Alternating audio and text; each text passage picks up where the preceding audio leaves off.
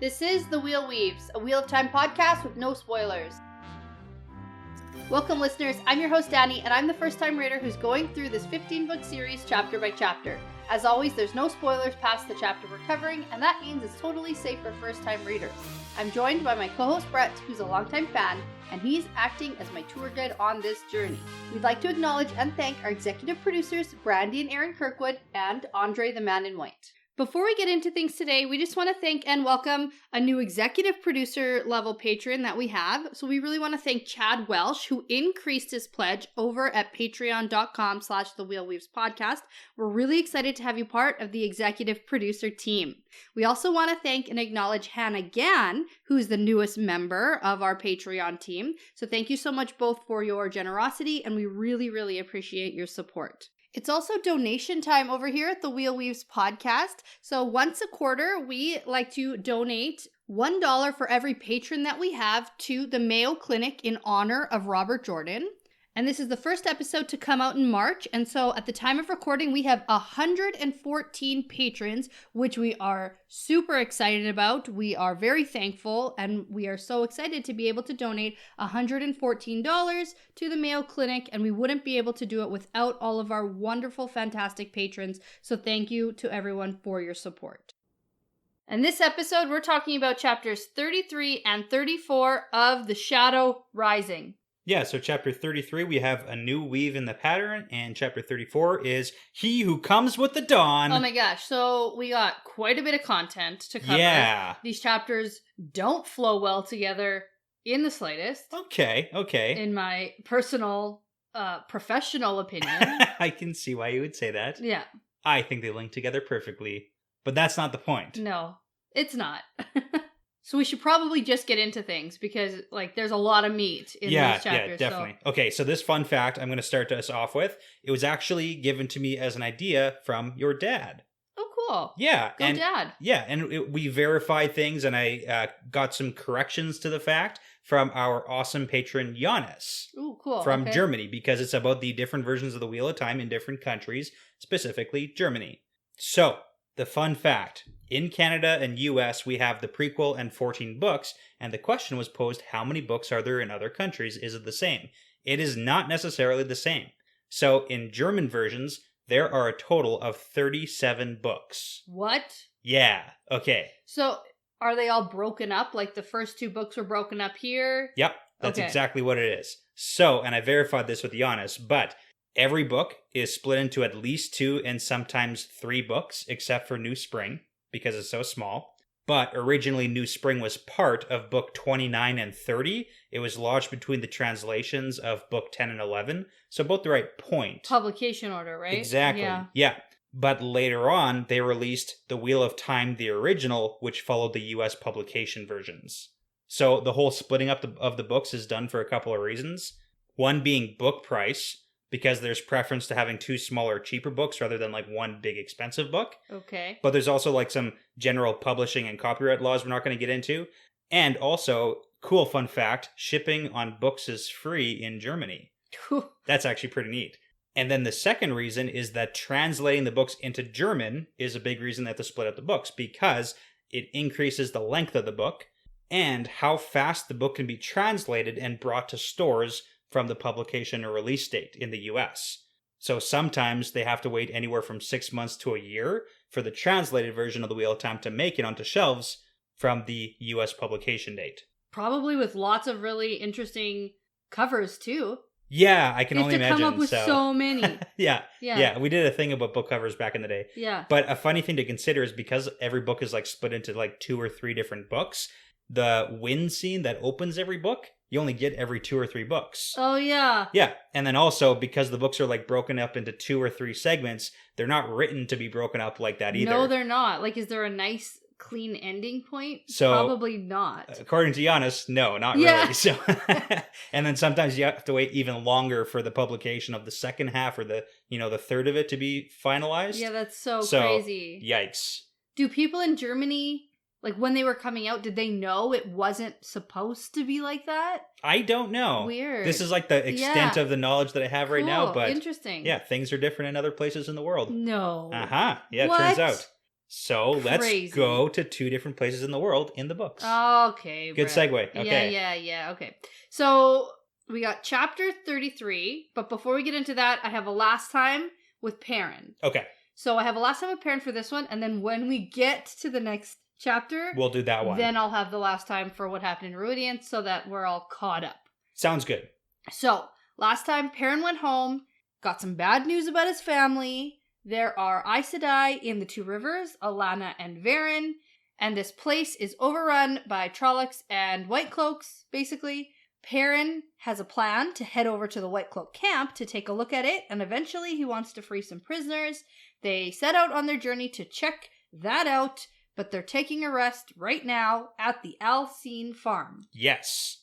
And the best cliffhanger from last chapter is someone special's arriving. Oh, it's pompous Lord Luke. Lord Luke, here he comes. Yeah. He's fancy. Yeah, so we got chapter 33, a new weave in the pattern, Yes. which is a cop-out chapter title, if you ask me. Yeah, you don't like these, like, floopy ones. Yeah. Yep. But we get the wheelie snake picture, and it's all clearly wrapped in, like, Perrin's Taviran-ness. Yeah, it does seem that way. Yeah. Like, I get the reason. Yeah, so we enter in Perrin's point of view with Lord Luke arriving. He's fancy, and he's arrogant, and he's pompous. And Perrin hates him immediately. Immediately. Like, on sight. Already, It's Perrin the knows worst. he can't stand him. All the, like, Alcines and whoever else is here. I never kept track of, actually, the names of the people. The Alcines and the Lewins. Oh, And then, like, Lewin, cousins. So. Okay, well, they all seem to fawn over Lord Luke. Lord Luke thinks that he deserves all the praise, and he's, like, super condescending about it. Yeah, super. We get introductions, basically, to everyone. Yeah. Well, everyone gets introduced to Lord Luke. Yes. And then he's like, I'm Lord Luke of Chindenia. Yeah, it's Chindelna. Oh, that's an L, not an I. Yeah. Okay, That's the Chindelna. best I got for you. Okay. We also get that he has been basically the unappointed king around here. He's like doing advising. He's trying to help them all out. Apparently, like, he's the reason that those boys were sitting up on the roof. Yeah, so it's kind of like he's the pompous, arrogant guy who kind of probably knows how to do stuff. He's got his fancy sword and his fancy coats and whatnot. And all the villagers see him as that figure, and he clearly likes it. Oh, he certainly does. Yeah. So he's been giving them all this advice with dealing with the White Cloaks and the Trollocs, and we get later that maybe it's not the best advice, but they all seem to take it. I mean, it's better than no advice, like doing nothing. I suppose. Like, I get that Perrin doesn't like it because he's like, this is a better plan, but Yes. it's not the worst. Nah, okay. Like, I gotta side a little bit with him. Okay. So, with the introductions, Luke recognizes Varen as Aes Sedai, Mm-hmm. and it makes him a little bit uneasy, with Yeah. a little bit of an eye twitch. Because he, like, looks at the ring, too. Yeah. Yeah, and the or, like, ageless looks face, forward, so, yeah. And, yeah, he totally gets it. He kind of ignores the warder. Okay, so just, like, starting off this chapter, general impressions of Lord Luke. Like, kind of noble guy, hunter for the horn, he knows what Aes Sedai are, Mm-hmm. kind of pompous. Yeah. What's he doing here? Like, the whole deal. Yeah, okay. So, I actually do have an answer for this question. Okay. But it's after he meets Perrin, specifically. So I'm gonna put you on hold. Okay, yeah, And yeah. I'm gonna come back, because I have some theories. Okay. Yeah. Yeah, okay. You seem confused, but a you'll little understand. bit, yeah. You'll understand. You'll get there. It's one of these ones you gotta, like, explain to me, I guess. 100% will. Okay. So we get Varen asking Lord Luke, like, where he's from. Yeah. She's never really heard of this place before. Well, it's a house Chindelna, which is, like, located in Mirandi. Okay. Yeah. That's his house name. Chintanda, that's like his last name? That's like the house name, yeah. Oh, okay. Yeah. Okay, so that's not a place he's from. Yeah, exactly. Ooh, okay. Yeah. Okay. It's somewhere in Mirandi. Yeah, he said it's a small house, but old. Yeah. And she's like, just sort of taking note of him, sizing him up. I don't really know. Okay. Yeah. We get Lord Luke smiling, a familiar and warm smile at Oh, okay. Fael. Yes, that's the big question. And she blushes, and I go, do they know each other? Mm-hmm. I don't know. Okay. Yeah. I'm, like, waiting for something here. That was the big I already question. predicted that Fael probably at least knows. Well, we get that she knows of him. Okay, yeah. But whether she knows him or he knows her. I don't know. There's something going on here. It's a weird here. situation. It's 100% weird. So we're not getting the full story. There is something up. Okay. There's a lot of things up with her and her background and all that too, which like... That throws another wrench into this entire like what's going on. It really does. Okay. Yeah, because I actually have no idea where she's from or actually where he's from. So all of this is weird. Yeah. Okay, but Perrin doesn't like this. He's a jelly monster. Yeah, very much so. Coming from like the last stuff that just happened with Will and him with his like ex-girlfriend, whatever. So right, who has a baby now. Yeah. Anyway, it's all weird. They're both very jealous people. Yeah, well, we get that. So Fail tells Luke that she is a hunter for the horn, and Perrin thinks she might be disappointed by Luke like taking his attention away from her. But I think that Perrin's perspective is a little messed up. Yes, that's a good point. Like, I don't know if it's disappointment or if that's just what Perrin sees and works himself up about. Like, you know what I mean? I think that's more accurate because we do get that it's from their perspective and Perrin's perspective isn't going to be like necessarily correct about how other people are feeling. So, yeah. Plus, he's so annoyed that he just really wants to tell Luke where the horn really is. Yeah, like, no, Perrin. Yeah. Keep your mouth shut. And he's like, that'll show him. Do your whole saunter up and put your arm around her again like you did with Will, so. Yeah. Well, he sort of does. He, like, takes her hand in both of his hands. Yeah, he does. And stares at her while she's, like, talking to him. Yeah. It's a weird thing. It's weird. Okay, so this is where we get Luke, who, like, starts at the sight of Perrin. Sure. But from Perrin's perspective, yeah, Luke is not startled by his eyes. Like, you know how Perrin is very self-conscious about that? And he notices all the time when people look at his eyes and then look away and are weirded out by it. He's noting here that Luke is not weirded out by his eyes. Okay. But instead, he looks at Perrin in recognition and is surprised to see him here and might even be afraid of him. Yeah, makes no sense at all. Okay, so here is where I start formulating my theories. You have to speculate wildly on this because... I have to speculate. So my first thing I speculate on is the White Cloak rumors. Yeah. That he's a dark friend, that he knows his name. Yep. And that...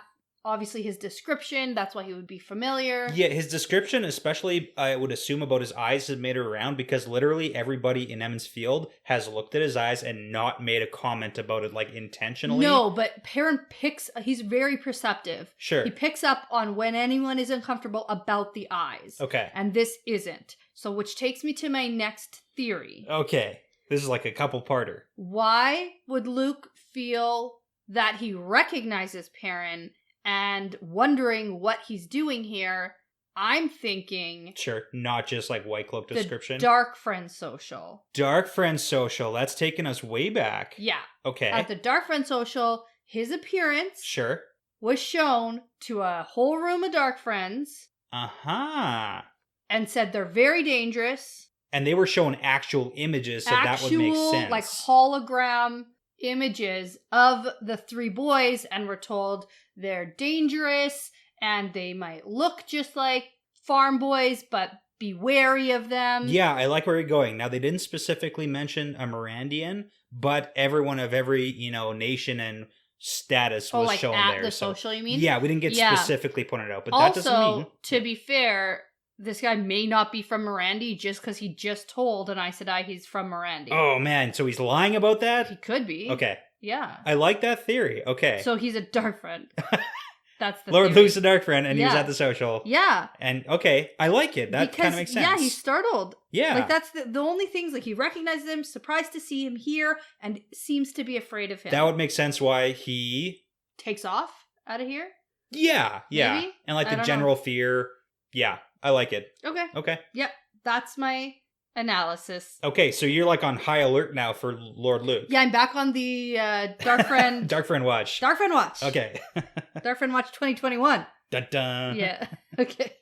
All right, so this is where Perrin calls out Lord Luke's terrible advice with the boys on the roof and whatever, and the people here sort of come to Lord Luke's defense, and they're like, no, he's helping us. And then Perrin's like, no, man, it was the White Cloaks who saved you from Trollocs, not Lord Luke. And then we get this argument between Perrin and Lord Luke, because then he's like, well, do you love the White Cloaks so much? And Perrin's like, no, they actually want to kill me. I don't like any of them. Yeah.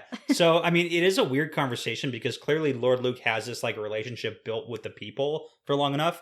And like I was saying, I kind of want to come to his defense because he is helping them do better than nothing at all. Oh my God, you want to come to a dark friend's defense? I know you say that. I know you say that. But you also didn't pick up on, I thought you were like going to buckle down on this one because it's a wolf head buckle that's on his sword belt. I thought you were going to like connect with that for some Slayer! reason. Not. No. Yeah, so I don't.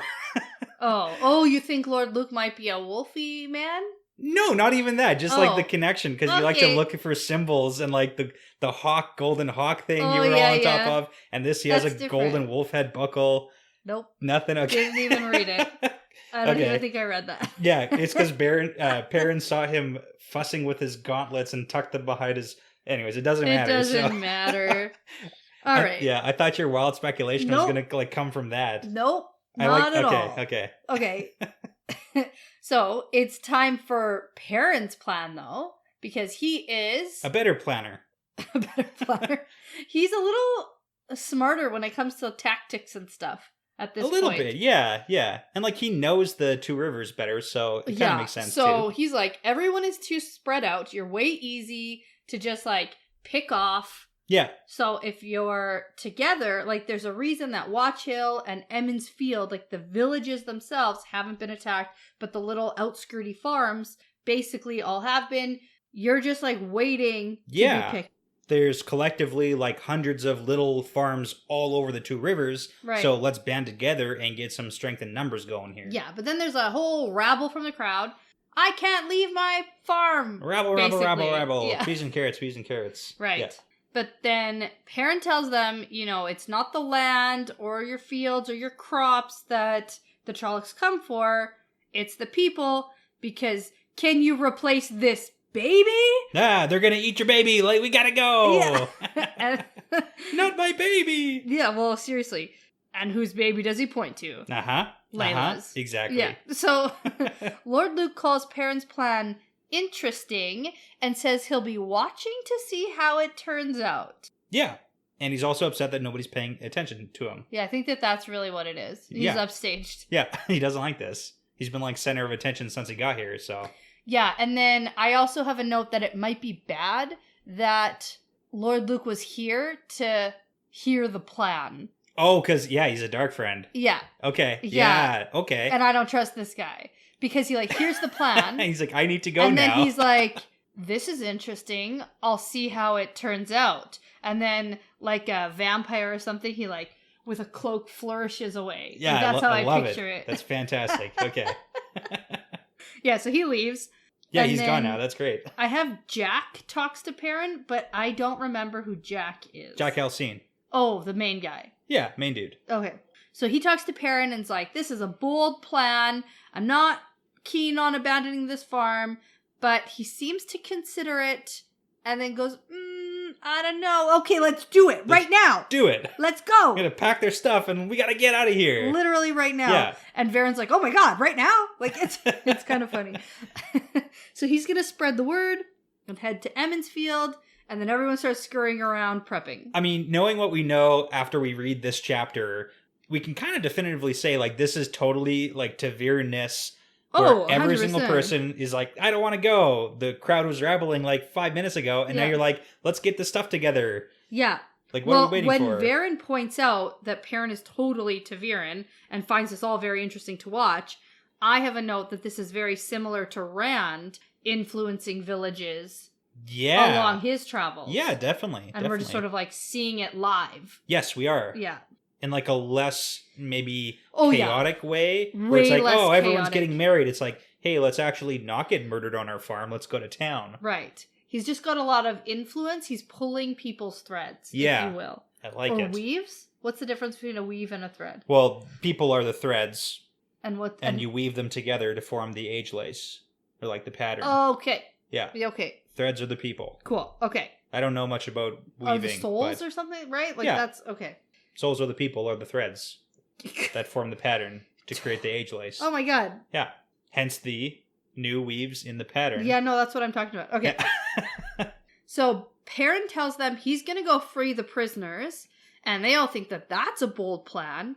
Fael really likes it and likes this side of Perrin.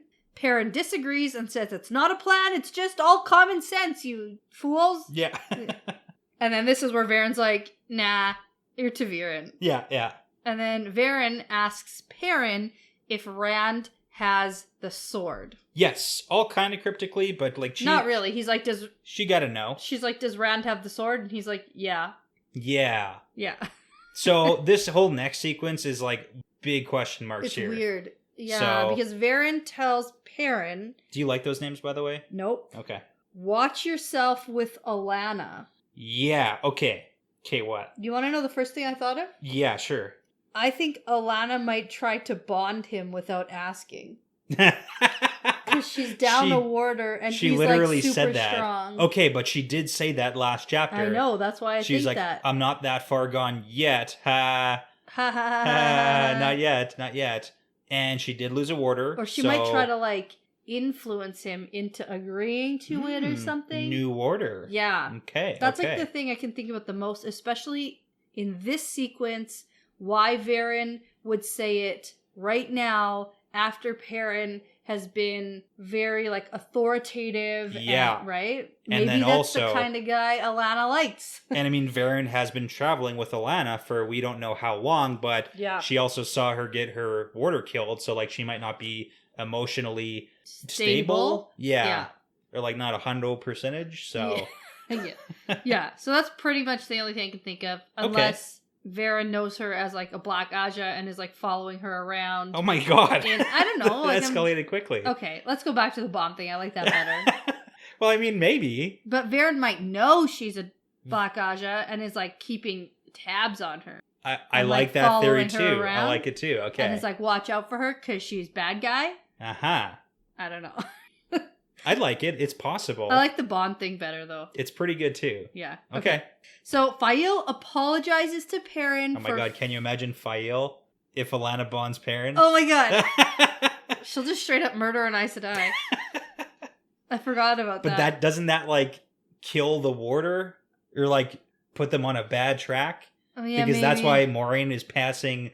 Like, lands bond off to Morel? I don't know. So... I don't know. Okay, so Fael does this, like, half-hearted apology for flirting with Lord Luke. She's like, oh, I was mad at you for being jealous about Will, who looks too boyish, by the way. Nothing like Perrin, who's all man. Because he's got that big scraggly beard. Beard and shoulders. Big shoulders. Yeah. Yep. Yeah, I don't know, though. Perrin does note that it didn't seem all fake, especially on Luke's end, with the whole, like, flirting thing. Because she's like, oh, I was totally flirting with him on purpose, and it wasn't real. Okay. Right? So this whole Luke-Fael relationship... So complex. Do you think that they do know each other, maybe have, like, dating history or something weird like that? No. Okay. No. Nothing like that? No. Okay. But know of / know each other? Yeah. Okay. Probably from, like, Ilion. Okay, yeah. Because they are both hunters for the horn, so... Unless he's no... Anyway, okay, I'm just like, no time! Or they're like friends from the Dark Friend social, I don't know. No time! Okay. Let's keep going. Yeah. So everyone is just, like, leaving the farm right now. The big group is leaving for Emmonsfield, and turns out that 4 young men are coming with the Perrin crew. Yeah, Will, Ban, Tell, and Will, Alcine. And isn't Ban one of the ones... who was also looked at the very beginning, Ban and Lem? Maybe. Yeah. Okay. Because there were 5 boys who were originally looked at, and cool. Ban was one of them. So he's like right around the same age as Perrin. Love it. Yeah. Okay. Obscure knowledge that stayed in my brain for no reason. That's really good, yeah. Yeah. And I gotta say here, with this whole like Perrin doesn't necessarily want these boys, and I say boys, but same age boys to come. Yeah. It's a very like Tinker flashback vibe to rescuing the people, because his whole deal right now is we're going to go and look at the camp to rescue these people. Yeah. And then it just makes me think back of the Ruidian flashback scenes where it's like the boys band together to go save their family from the captors. Does it? It does. It just gave me those vibes. Oh, okay. Yeah. My favorite thing is when Perrin doesn't tell them about the Aiel. Yeah. Almost everybody almost dies. Yeah. Almost. Yeah. It's hilarious. Great. It's so funny. And I love that the Aiel thing is so funny, too. Yeah, it is. Yeah. It's because it's funny. Yeah. Great jokes. Yeah. So they get back to their journey to Whoa. What? Okay. About the Aiel. Oh. And Will. Yeah. Will eyes up Bane and Chiad, and then they look at each other and then give each other nods. Oh. Okay. Sure. Maybe later. I don't know. Isn't he like the cutest boy in the Two Rivers? Yeah. And we know that nobody goes to Bane and Chiad without the other. Yeah. So. Yeah, they all menage a trois, if there you will. Okay, so now they get back to their journey to the White Cloak camp. Perrin starts going to individual farms along the way to give the same advice, and all of those people all immediately listen, which surprises Perrin. Well, first it's like rabble, and then like 2 minutes later it's like, yeah, okay. Let's leave. Yeah. And they collect more guys who want to come rescue the prisoners. Actually, they get 13 more. Yeah, so now they have like around 20-ish. Yeah, 20 people. It's good. It's totally not Taviran-ness at all. Oh, yeah. Yeah. Perrin's just making good logical arguments. Right. Because people always listen to that. Sometimes, but no. So, turns out though that these boys have no experience at all traveling like on like a hero mission, and Perrin has to step up and be a leader, splitting up all the squabbling boys into 2 groups, but he has to yell at them for being idiots. Yeah. Mostly because Will Alcine is like all mad because Perrin warns the other ones about the Aiel, and Will's like, no, don't tell him, it'll be funny. And he's like, this is enough. It is a pretty good joke, but you know. Yeah. Fael and Thomas give Perrin approving nods after he yells at everybody, and Varen is watching Taviran at work. Absolutely. Writing in her little notebook. I mean, I can just like see her furiously like scribbling, ooh, this is what he's doing, this is what he's saying. Like, this is good stuff. She's taking notes just like me. Yeah.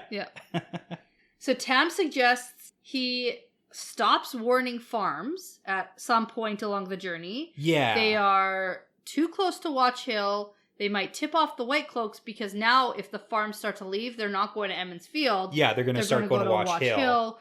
So, like, it makes sense that there's a point where you gotta, like, cut down on this, so... Yeah. It's really funny, though, because Perrin was thinking, I don't know how to be a leader. I was just acting like Uno was. Yeah. It's just, like, be a dick to everybody. With less swearing, though. Yeah. It's like, that's basically what it is. There you go, you figured it out. Yep. And so they get close to Watch Hill. They find a small group of trees for covering where they can see the White Cloak camp from. Yes, yeah. And Perrin orders the, I guess, tag-alongs. Yeah, all the extra guys. Yeah, to stay where they are. And a small group is going to go, I guess, for the rescue. Yeah, so this is kind of interesting because the entire plan now is that the 3 Aiel and Perrin and Fael are the 5 that are going to go and do the rescue. It's not like they're going to break in with 25 people because the camp is literally hundreds. It's like 700 or 800 White Cloaks we found out. Yeah. So you got to go stealthy. Right. So Perrin views the White Cloak camp, and he also sees the Fane camp, and he's like, oh, those clearly aren't White Cloaks. Yeah. I don't know who those are, but not those White aren't Cloaks. White Cloaks. They're smelly. Yeah. Like, I like when Fael asks Perrin if he was a soldier. Yes. And she says, you sound like some of my father's... ... guards. Ah. And Perrin's like, a soldier? No, I'm a blacksmith. Yeah. But he is a blacksmith, but I mean... Yeah. Okay, so questioning more about Fael and who she is? Yeah, that's really all that is. I got nothing. Yeah. I mean, in her defense, merchants definitely can have guards. He's not a merchant. Nope. Probably some of his father's soldiers. Maybe her father's like a big like commander in the Saldean army. Okay. I mean, if Tam could be something like that, yep. Why not her? Maybe like in the past. I'm just okay. Yeah. I don't know. Yeah, I know. It's a mystery. There's only so much we can speculate on about her. Can you guess who? It's a mystery. Is your father a merchant? Yeah. Does he wear a hat? Okay. So Tam and Abel point to the tent where the prisoners are. They've tried breaking in 3 times and have just barely gotten away. because it's a tent right in the middle of the camp. Yeah, so this is an interesting thing to speculate about. Maybe the camps were set up differently, but we know that Tam is like super stealthy, and we know that Abel is no schlub either. Like they're qualified guys. But when Egwene and Perrin were captured in the White Cloak camp, Lan single-handedly like busted in, karate chopped a bunch of people, and broke them out by himself. So it's like either the setup was a little bit different and circumstances. Like this seems to be a more permanent camp, which makes sense. I have to say though, because Bayer was at both camps and Bayer was specifically in charge of the prisoners last time. And they got away. Maybe Bayer was also totally going to maybe murder Perrin Yeah, we don't need... That's fine. What I'm talking about is the setup. He might be more wary of like... Breakouts. Let's put them right in the middle. There's no way they can escape because maybe the prisoners were sort of on the outskirts. Like, who knows? Yeah, that's what I'm saying. Is like this is a more permanent camp, so they might be set up differently than the other camp was. So But yeah, Lan is awesome still. I love it. Yeah, and in a minute I'm going to talk about how Perrin picks up some rescuing tactics. Yeah. Here we go. Specifically from White Cloak. Reuse it because White Cloaks suck. Yes, they do. Okay, so Perrin has taken full charge at this point, and he notes it. But Tam and Abel are cool with it and tell him, you're doing a good job. I mean, yeah, they can respect the fact that he's doing a good job, too. Like, they're not going to stick their noses in here. Yeah, and Varen clearly thinks that Perrin is, like, shifting the world. Scribbling notes. Yeah, to a lesser extent than Rand, but still he's doing it. And she's writing lots of notes in her little book. Yeah, love it. It's just a fun little... I love Varen as a Brown because she's always taking notes and, like, observing. It's great. Mm-hmm. Yeah. So Perrin plans to free them tonight. That's so it's new. Not just a go and look like the OG plan was, but I think that this was super obvious. Yeah, was it obvious to... Like, was Perrin lying or just, like, not accepting the fact that he was going to do it? I think that Perrin was saying, I just need to look.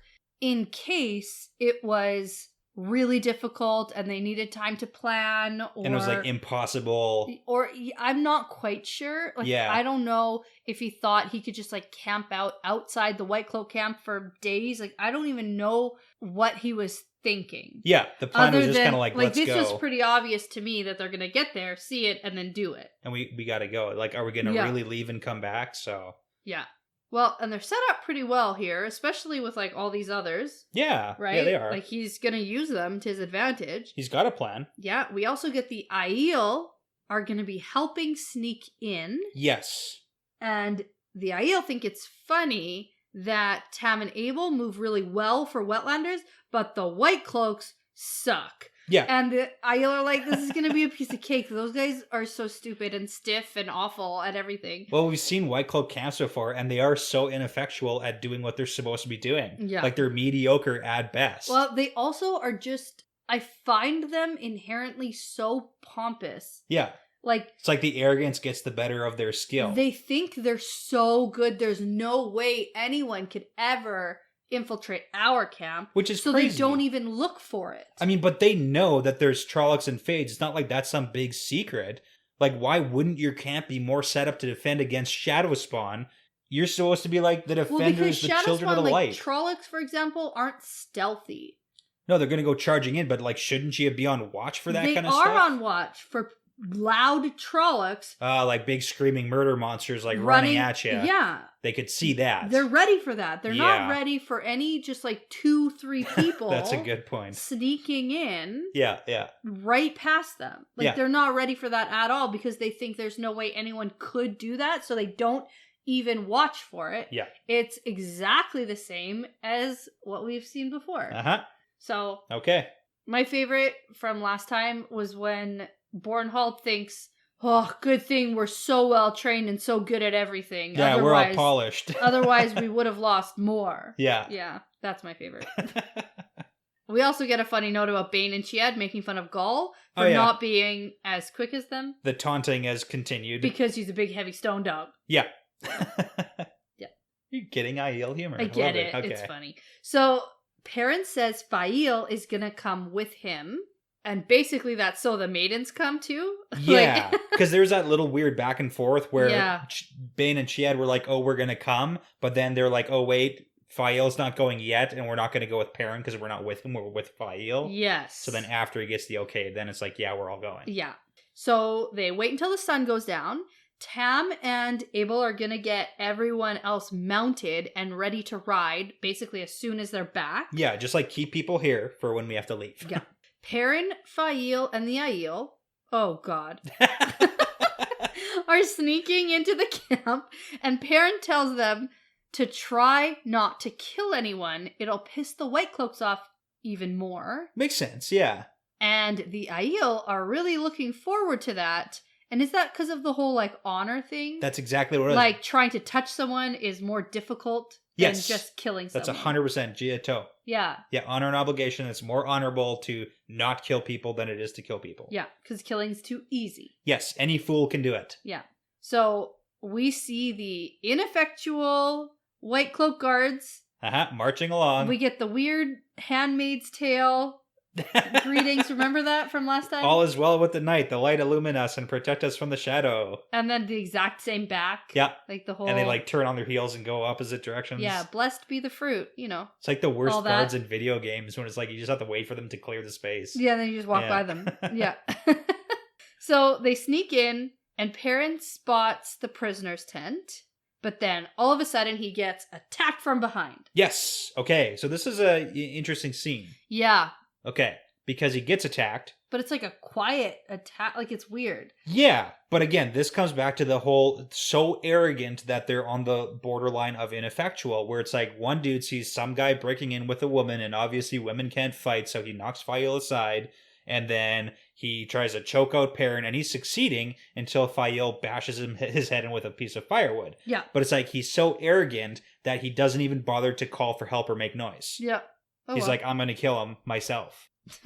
That's the arrogance. Yep. And the smudgeness. And there's the smudgeness. Okay. So this guy's down now, like out for the count. Yeah. Perrin takes his white cloak and puts it on. Yeah. In disguise. It's an officer too, even better. Yeah, because of the little knot. Yeah, and people are less likely to question an officer. Sure. So this is where I say Lan tactics. Because it was Lan the last time he was being rescued from the White Cloaks who was like, put this on. Yep. And they're just going to think you're one of them because they're so stupid. Yeah. Also, Perrin ties him up with spare bowstrings, which I like. Yes. Yeah. And so Perrin and Fael make it to the prisoner tent, and then the guards basically just like collapse because the Aiel are sneaky attackers. That's like the total land moves too from last time, where it's like the one guy disappears into the darkness. Yeah, silent. Silent collapse. Batman. Yeah. Batlan. Ooh. I didn't come up with that. Oh, okay. That's like a thing. All right. I like it though. So the Aiel take the guards out, and Fael saves Perrin from this other guard, and Perrin doesn't feel like a very good leader. And someone needs to tell him that teamwork makes the dream work. That's true. Like, being a leader doesn't mean you do everything. With all the plan. Yeah. Everybody's listening to you. Just because other people are doing something to be helpful doesn't mean you're ineffectual. Yeah.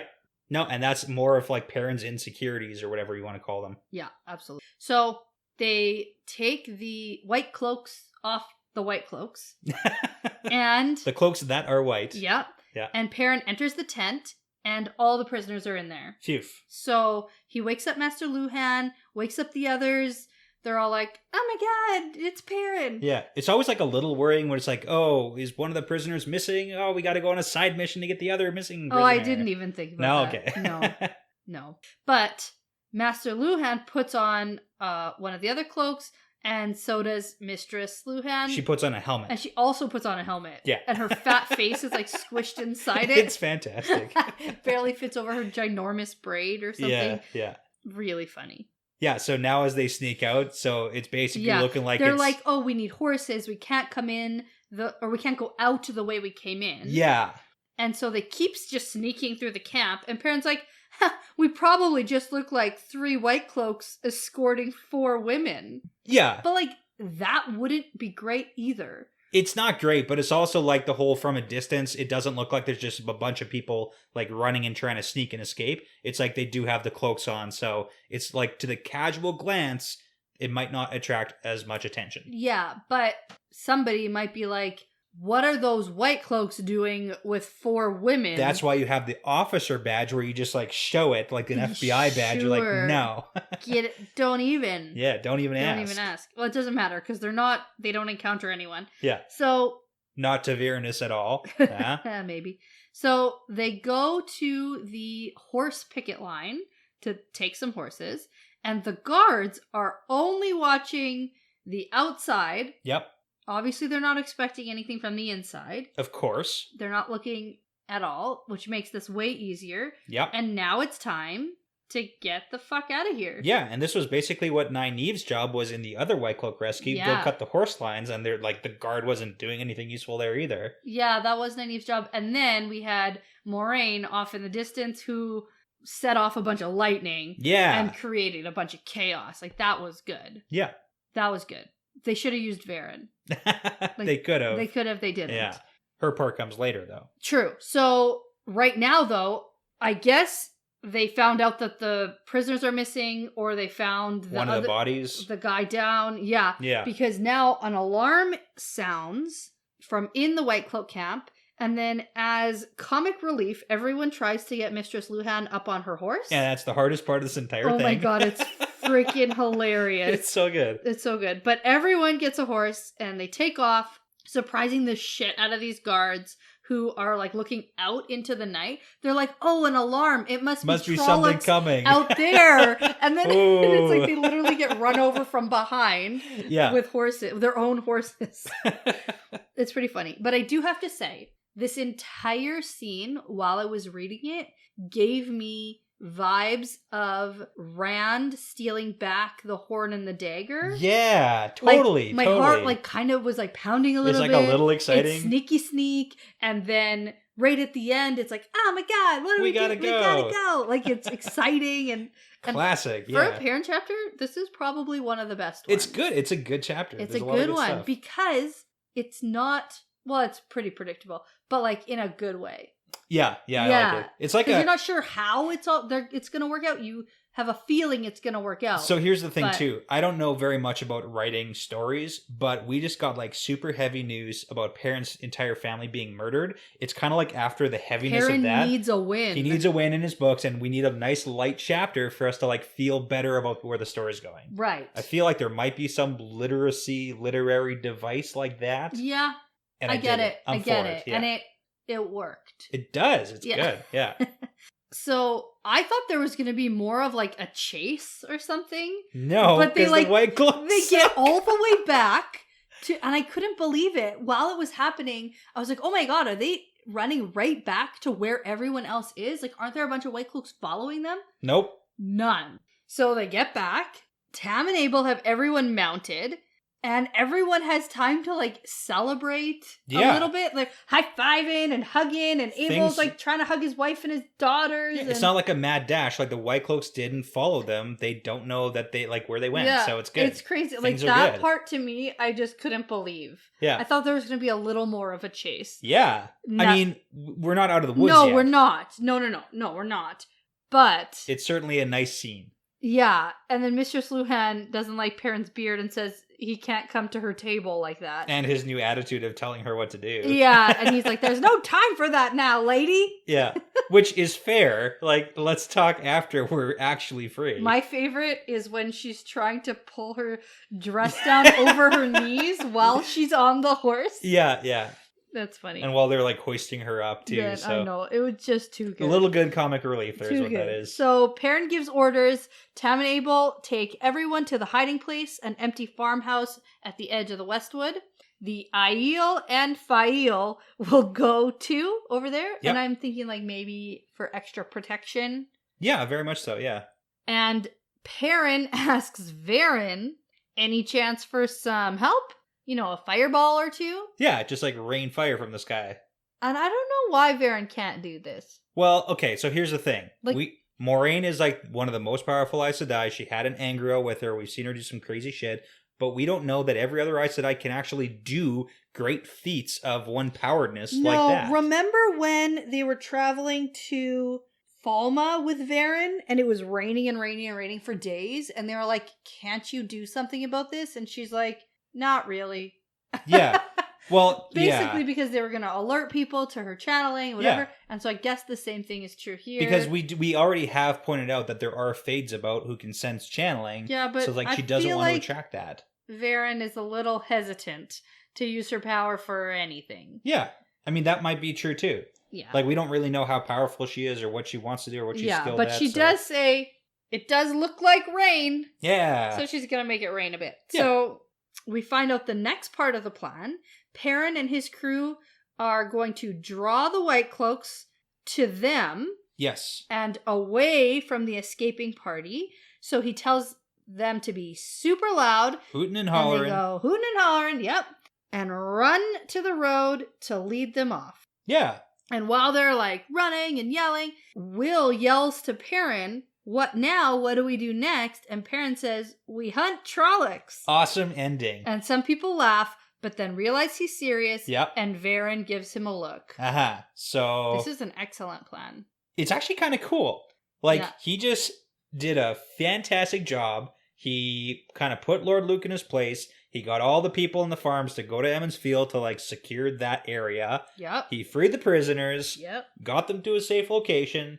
And he's going to go hunt Trollocs. Like, what can go wrong? And he's going to have the White Cloaks, like a White Cloak army. Following him, making so much noise, hopefully to attract Trollocs. Maybe get them to fight each other. Yeah. Aha.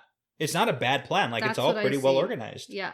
And hopefully he doesn't, like, get stuck in the middle and or then whatever. He has Varen, who, like, maybe because if you're being attacked, you can use the power of self-defense. Yeah. Like, I can assume she's going to do stuff there. But the whole point is that she can't really throw fireballs at White Cloaks because they aren't Dark Friends. They're assholes, but they're not Shadow Spawn. They're not Dark Friends, so there's that. Right. But yeah. Hey, good chapter, Perrin. You did it. You did it. Yeah. Go Perrin. So now we're moving away from Perrin, and I'm wondering kind of how long it's going to be before we're back. But that's fair. Because we have a lot of plot points that are in the midst. Yes. We are headed back to Ruidian right now, and we haven't heard at all from Elaine and Nynaeve, who are, I guess, still on a boat. So are you kind of assuming we're going to take a bit of a time-lapse break from Perrin for a bit? Yeah. I mean, he's got tasks, so like we might not see every event from every perspective in this series. Right. So Perrin's got some missions right now. Like, clearly people like Emmons Field is getting fortified. He's hunting Trollocs. Yeah. He's being chased by White Cloaks for a bit. Yeah. But yeah. That's, gonna happen here. And then, I don't know what to tell you, but we're gonna get into Matt and Rand right now. Yeah, let's do that. Okay. So we get chapter 34, which is called He Who Comes with the Dawn. It's a really good title. And it's because Rand is gonna show up with the dawn. Yeah, on time. He did it. On time. Yeah. He's not he who comes for brunch. So, I gotta ask before we get into this. When you read this title and you're like, oh man, it's He Who Comes with the Dawn, were you expecting something more? Kind of like how Rand is expecting I know. more. I gotta tell you, I know a lot of the time I really do have my hopes up and I'm really expecting something. But with this, I went into it completely open. Okay. I didn't know what it was going to be or what was going to happen because truthfully, I don't even know what He Who Comes with the Dawn is. Yeah. Like, we get some answers here, so. Yes, we do get answers, which is nice. But when I went into it, like, I can't tell you I was disappointed or happy or whatever because I went in open. Okay, I like that. Yeah. Okay. So last time, we had Rand and Matt just leaving Ruidian after their crazy experiences. Rand knows he's fulfilling the prophecy by returning to Ruidian at dawn.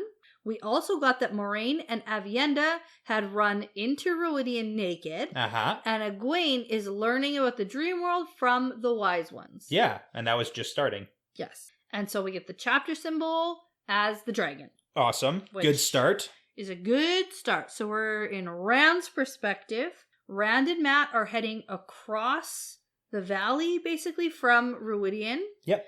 Trying to beat the sun because it's gonna get hot. Yeah. And they're not cut out for this weather. No, Matt's thick markings around his neck are like turning black and blue from being hanged. Yes, and we got to come back to this too because there's a bunch of question marks that come up in this chapter based on what we learn. About that? About everything that happened in Ruidian too. There's a lot to come back to, but okay, I'm going to leave that up to you then. Sure. I don't think I picked up on any of it. Okay. So here comes Rand, coming with the rising sun. He is he who comes with the dawn, and if he isn't, this is a remarkable coincidence. Yeah. Yeah. It's Matt. Yeah. Actually. He also came with the dawn. He did. From Ruidian. Yeah. I'm just saying, it's did. still possible. Yeah. I wish.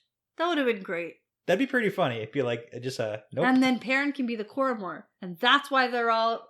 I told you that theory. No. Like, way back, like, in The Dragon Reborn. Because I was like, hey, there's, like, 3 prophesized ones. We got, like, he who comes with the dawn, the Dragon Reborn, Cormor. Yeah. Could one of the boys be each one of those? And you're like, no. It's Rand. Hate it. It's all Rand. You shut it down immediately. Yeah, it's because it's not even... because you were actually trying to...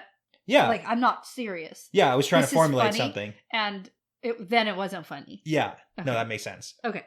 So, Rand is having a lot of inner intrusive thoughts. A running theme this chapter. Uh-huh.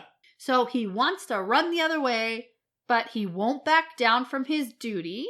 Because if he doesn't do what he must, the Dark One wins, and that's bad. Yeah, so at least he's, like, fully accepting his role. That's a large difference from, like, he's come in 4 books. Yeah, I get that, sort of. I mean, he was really, really, really obsessed with his, quote, duty at the end of book 2. Yeah. With the whole Falma thing, and he's like, I gotta do this, it's my duty, really? Yeah, it's the whole thing. So, I don't know. Has he come far? Is it the same? Well, I mean, even from the end of The Dragon Reborn, when he was like, I did it, I won the last battle. Oh, right. Like, there's that too. That was bad. He's like coming along. He's like, I know they called me the dragon and everything, but that doesn't really make me the dragon, really. does it? Yeah. Yeah. So, like, okay. there's some progress. Well, and there's been some things that really showed him that he can't escape this. Yeah. Right? Now he's just on the path of like, hey, I have to do this, but I don't necessarily I want to get it done as fast as I can. Well, and I don't want to destroy the Aiel in the process. Like, he has some sympathy for them. Yeah, okay. So as they're approaching the camps, Rand thinks that he needs the Aiel. He needs people to follow him, not out of fear or wanting anything in return.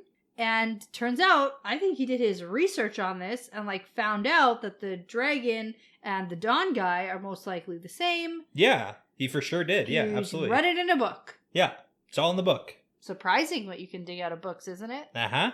So they head up to the camps, and Couladin is there right away, yelling at them because he is the actual worst.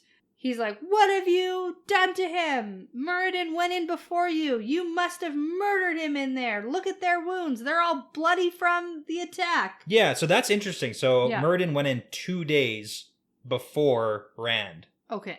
And was like standing in there. Was stuck in there. Yeah. So. Not great. Not good. Bad for him. Didn't end up well. No. We saw that. And then we get the Shido and Couladin. So like some of the other Aiel with Couladin, right? That's who Yeah, this so is? Muradin was going in to become leader of the Shido. Right. And Couladin is like the little brother who's going to go in after Muradin fails. No, he's not. The wise ones were like, no, you're not. Yeah. But the Shido are his people. Okay, so there's other Aiel there. They throw spears at Rand and Matt, and Rand and Matt instinctively draw their weapons. Yeah. So the fire sword and the spear. Yes.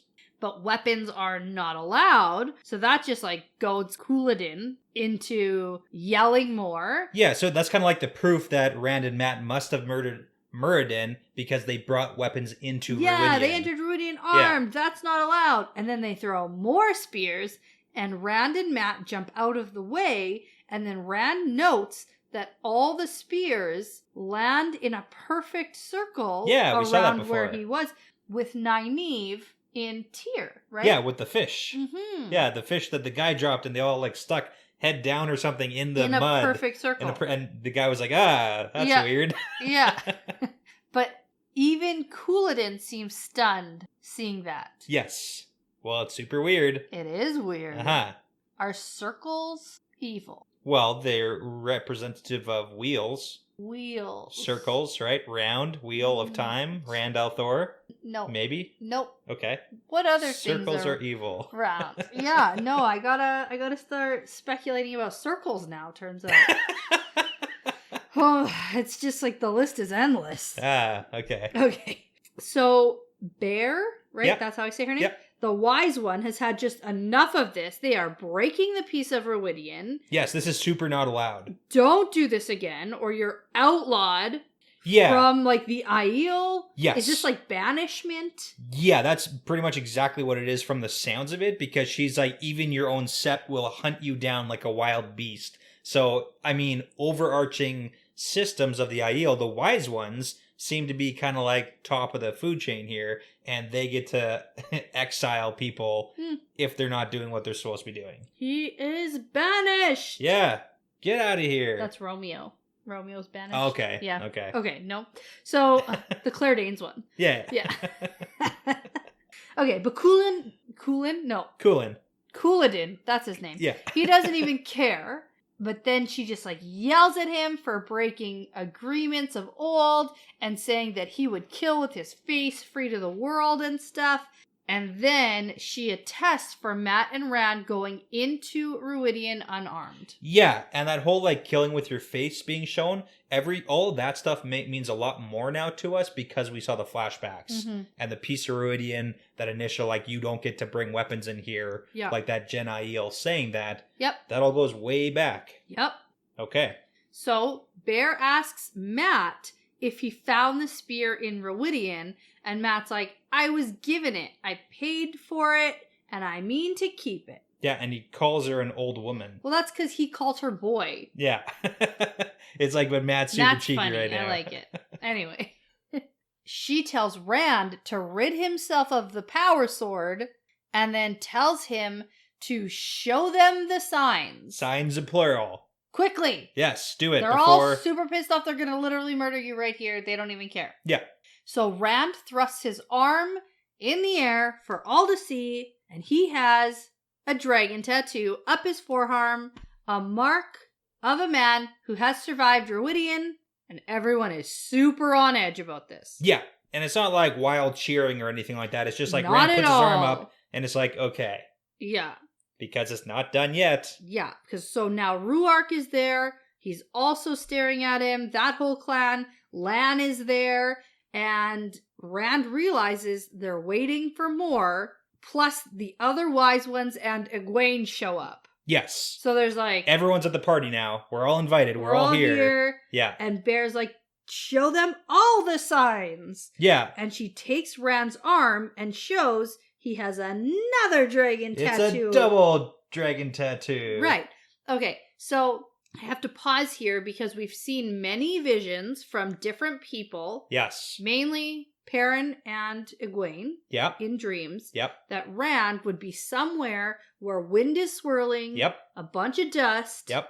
And then little dragons would settle on his skin. Yes. So obviously, that is this. In the glass columns. Yeah. It was like crazy wind swirling and stuff. Yeah, I mean, that seems to be, and we don't know the exact extent of what the glass columns are, how they work. They're terangreal of some sort. Right, and Rand seems to be surprised a little bit that these are here. He hasn't seen them yet. He didn't feel them. He expected it. He knew that they should be there, but at he didn't no point was he like, oh, I knew when this happened. Yeah. Right? Like at some point in his journey, it happened. Yeah.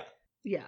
And I mean, that's the best we can get out of it. It's a very, like, you don't really know what's going on situation with those glass columns. Yeah, I'm a little disappointed they're on his arms and not his butt. Yeah, you did expect that, so put that in the wrong column. Right. But hey, that's pretty cool, because that's the twice and twice shall he be marked. It is, that's what that is. He's got the herons. Yeah. And he's got... The dragons.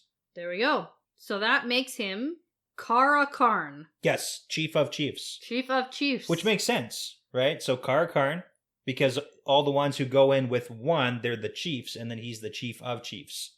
Now, did I predict that out loud? I believe so. I think so. Yeah. It was the most obvious. It's the most logical. Yeah. Like, he's the head chief of chiefs. Head guy. Head guy. The boy with the dragon tattoo. Right. Oh, nice. Okay, Thank you go. Thank you.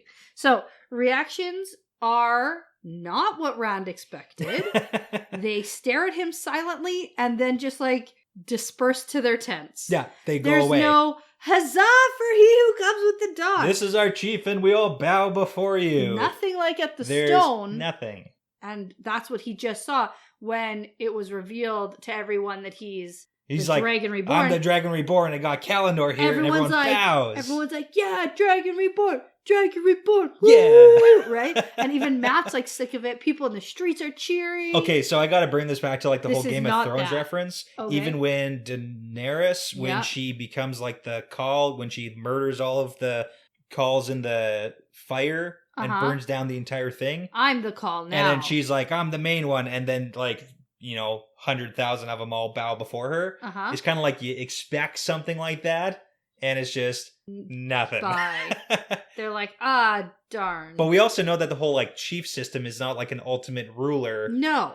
Like even for Ruark, it's like if there's they can respect, just die, yeah, right? Like, yeah. Well, they don't have to necessarily even like listen to you, So it's not like a king or anything like should, that. though. So, well, maybe if they agree with well, what you're that's saying. why probably certain people aren't allowed to go become clan chiefs. Yeah, clearly, if you're they're flawed not within, do a good job. Yeah.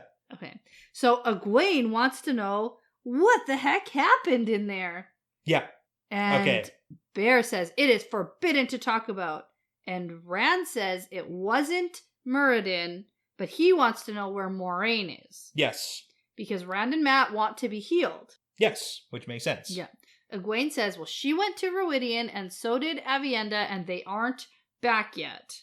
You were all gone for so long. Yes, so this is what I'm talking about. This is like the mic drop. Oh, yeah, because I know you weren't expecting this. This was so huge. I was not expecting this. Well, you talk for so long about, it's the dawn, and they've only spent a couple hours in there. Yeah. And I have to be like, Yeah. Yep, it's the next day. So, in fact, not. In fact, not. Yes. No. 7 days. Big reveal. They've been gone. Okay. Now that's a reveal. I even wrote that in here. That's good. Okay. Yeah. And so now Rand is super worried about the fact that he spent 7 days in Ruidian. Yes. Considering his whole deal is like... Gotta go fast. Move fast. Move fast. Yeah. Zigzag. They Portal can't stones, catch me. but like zip, zap, shoot us over across the world immediately. They can't catch me if I move in zigzags. So, I mean, there's something to that. Yeah, and he wants to know if his enemies have caught up to him. And I have to tell you, I do not know what is going on in this guy's head. Okay. I can't even formulate a theory. In Rand's head? Yeah. Like what he's... Well, like what is he running from? Yeah, like what's with the whole speed thing? What's with the speed thing? What's going on? Who's actually... Like, I know the Forsaken are out and about. Yeah, but it's like, why does everything have to be done this week? Yeah, right? I don't know. And I don't know specifically. I don't know enough about the Forsaken who are out. Should have been paying attention to those books he was reading.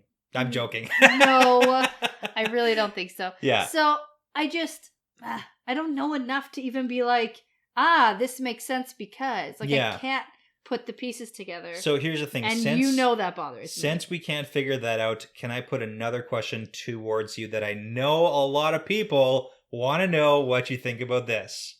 Okay. You ready for it? Okay. Yeah. So, when Rand and Matt and Moraine went through the doorway Triangreal in Tyr, they all went in and came out within a couple hours. Yep. Matt went in to the Triangreal in Ruidian. Yeah. And he spent probably a couple hours. But the way he left was left being hung. Oh, yeah. For days. And then Rand found him almost but not quite dead. Yeah. Did Matt spend hours in the Triangreal and then get hung for days? Right. Did he spend days in the Triangreal and then get hung for hours? Yeah. Or minutes? Yeah. How long was Matt hanging from the tree, and was he actually dead? Yes. So that's yes. A yes to a yes to a lot of things. Okay. Let's talk about that. I gotta say, it's likely similar timeline to the first doorway. Okay. I can't imagine it being so different. I know he notes walking for a long time. Yeah. Like to a point where he's lost track of how long they've been walking for. But not like... But that happened the first time too. True. We're down the swirly hallway. There's like some time distortion. There is definitely time distortion. I think that he was in there for however long and then was hung, and I think he died. Okay. I think that, like, there's that whole but then with answer to his question that he's going to die and live again. Okay, so like that's that, what this was. Okay, and that's fair. That's fair. It's like, is that the prophecy or whatever you want to call it? Is that fulfilled? And I do have to say, even though they were gone for 7 days in, where everyone else real is, time, time, they went without food, without water. Yeah. They had no idea how much time has passed. It seems like not a Portal Stone world, but in the Portal Stone world that Rand and Hearn and Loyal were in, where they met Lanfear, time moved differently. So maybe it's and like... same within the Waste. Time moves differently in different places in this book. And it's got that big fog bubble. So, I mean, maybe it's like an enclosed system. 100%. There's like definitely a lot there where I think that Matt did die. Was he hanging there for, 6.5 days? But also consider how long, like what he was hanging from was the Tree of Life. That's true. So can you be killed by the Tree of Life? Like, it's a whole whole bunch of question marks. Say, like, Rand thinks he didn't have a heartbeat. Like, I think that... But, so you think that prophecy was fulfilled of, that was his living and dying? Yes. Or dying and living. Dying and living. Living and then dying and then living again. And then living again. Okay, good. Yeah. Cool. Is that fair? Yeah, absolutely. Okay. It's just a fun little, like, oh my god, it's been a week, what's happened? Yeah. But also, Rand's not dead, and if it's been a week and he hasn't drank water... But he's been in the column, so it's, like, different. Right. Exactly. Yeah. It's different. So, Matt says, I did see naked Avienda. Yeah. And Rand just wants to know more about Moiraine. When will they be back? Then we get that no one ever comes back after 10 days. Yeah, so he's got 3 more days to wait, and he's gonna hate that. Before they... are, like, lost. They're like, okay, we can count them gone. Yeah. Which makes Muradin at day 9. Yes. So, but like... we know. We know that Muradin ain't coming back, because you don't, like, chew your tongue out and gouge your eyes out and make it through. Right. So, I mean, clearly he didn't accept the reality, which makes sense. That's what it comes down to. Yeah. So, Rand is losing his attitude a little. He's upset. And I mean, to be fair, he also hasn't drank water or slept or ate. And if it has been like 7 days. And he's the Karn and he ain't getting no respect. Yeah. So none of this is what he expected. And he asked the wise ones to at least heal Matt. Yeah. But they can't. Because they don't have the skill, and that's annoying. And I note here that I thought, or I still maybe think, that Egwene should try. Really? I think that Egwene could figure it out if she tried. Okay, that's fair. If she, just put her hands on him and then just did something feel her with, way. Spirit or water or... Nice, I like it. Air. Fire? No fire. Oh. Fire's not healing, Brett. Fire's destructive. Oh my god, okay. I don't know, I'm pretty warm most of the time. Yeah, that's not healing. Okay, anyway, I thought Egwene was actually going to try here. Okay. And we don't get that. I think that she probably could figure it out. But we get something way more important. Egwene being a know-it-all? Nope. Oh no, the Even yellow more Aja. important. Oh yeah. So Egwene is a know-it-all though. Yeah, she tells him that not all Aes Sedai can heal very well, but all the best healers are of the yellow Aja. Cool. Boom, there, figured it out. That's what yellows are. Yeah. Turns out. Yeah. So Egwene is being much too explainy, and she's like coddling him a little. A little bit. Being a little condescending. He thinks her tone is irritating. Yeah. Fair. I bet it is. And he also thinks that now he's just going to have to wait for Moiraine if she survived that bubble of evil. And then he thinks, well, of course she did. She knows what she's doing, and I have to figure this out inch by inch. Yeah. And he's having himself a pity party. Really, he's going through a whole range of emotions right now. So really fast. Yeah. Yep. And maybe a little bit of heat stroke or sunstroke. I get that. There's a lot going on here, and then he's refusing to eat now too, so it's a whole thing. Yeah, he is doing that. So the wise one ran down a little bit. They're like, let's get out of the sun. Yeah, let's get some water. Let's just go sit down. Yeah, and then as they're walking up, he has more intrusive thoughts. Could Moiraine have affected what he saw in Ruidian? Moiraine never stops pushing him, but if she suspected what he planned, ... Ooh, bad headspace. And I am annoyed because I can't predict what he has planned at this point. Also, because he's being all super secret again. Yeah. Like the first time he was like, ooh, I'm going to do something no one expects. Yeah. And then he does it, and then it's like, ooh, I got another plan. Yeah, so... the problem is I, like, had speculations before. I was like, these are some things he could be doing. And now that he's here doing this, I have no idea where we're going next. And what do you do with the Aiel? It's annoying for me. Okay. No, I can understand that. And, like, how much time does he have to spend uniting them? That's a very good question. Because he's not gonna like that. Or can he unite them? Yeah.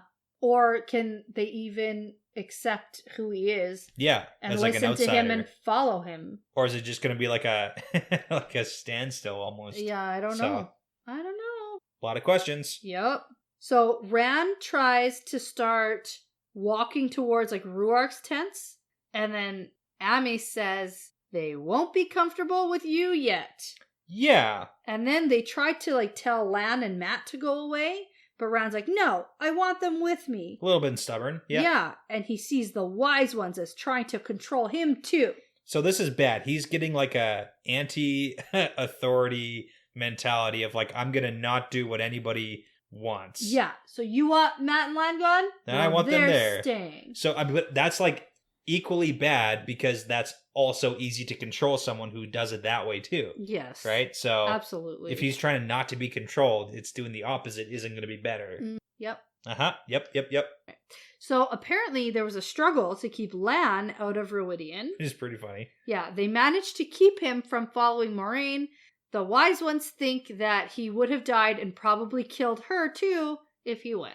Yeah, I mean, makes sense, right? And they literally physically had to lie down on top of him. To hold him down for half a day or probably something. like with the power maybe too. Yeah. So that's probably more realistic. But yeah. I picture them like literally holding I can see down. that too, yeah. Yeah. I like that one better. Yeah, it's funnier. But Rand here asks Ruark, how am I supposed to unite the Aiel if they all hate me? And I, at this point, thought to myself, Rand should get some of that ruling tier confidence back. Except for all the Taryon lords didn't have spears.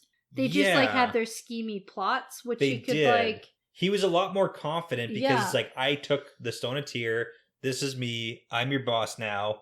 Listen to what I say or I'm going to hang you. Yeah, and here or he's like, why don't you guys fire. like me? Yeah, that's what I'm saying. Yeah, no, I get that. It's a very different thing. So yeah, we'll have to read and find out why he feels that way, I guess.